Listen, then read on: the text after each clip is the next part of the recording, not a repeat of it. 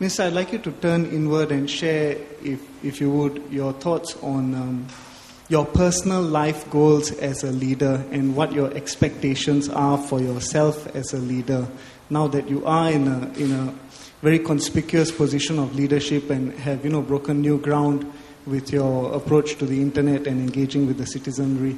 What would you like to have achieved as a leader in your own various positions of leadership, your expectations of yourself, and what would you consider a life of leadership well spent? Warren asked me similar questions in my office as we discussed preparation for today's event. And I told him that I was not comfortable with the direction he was coming from. That you're a leader, what is expected of you, and so on. Somehow I don't see myself in that way. I mean, you're in a leading position in the foreign ministry. You interact with your staff, you interact with other people, you take advice, you take decisions, sometimes for others to take decisions, and then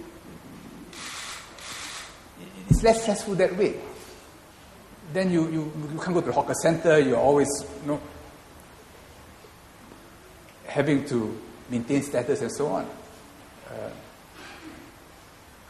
For myself, I take a more relaxed approach. I mean, if I have to lead, I lead.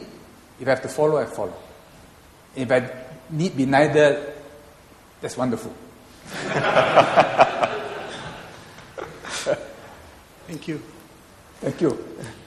But if I could just take up his question, how do you stay motivated? How do you stay grounded in being a leader without letting it get to you? As you said to that person on the net, you're not a higher mortal, you come and you go in the same way, and what you do in between is what counts. How do you stay grounded in that sense?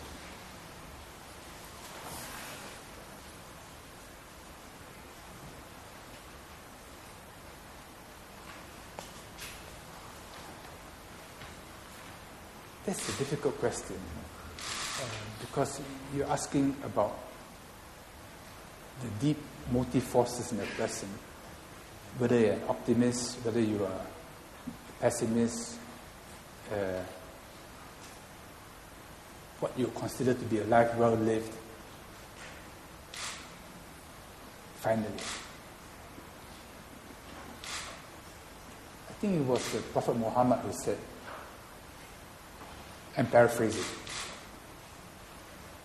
that a person's life is judged by his offsprings, by the wealth, the physical things he has left behind, and by the ideas he has imparted.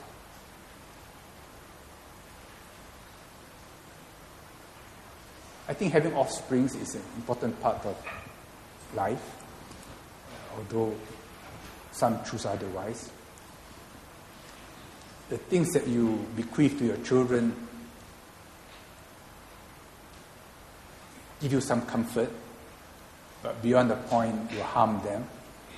As Bloomberg said once, he would donate most of his wealth to foundations. And he said, I do not want to deprive my children of making their own fortunes. I'm sure they wouldn't have minded.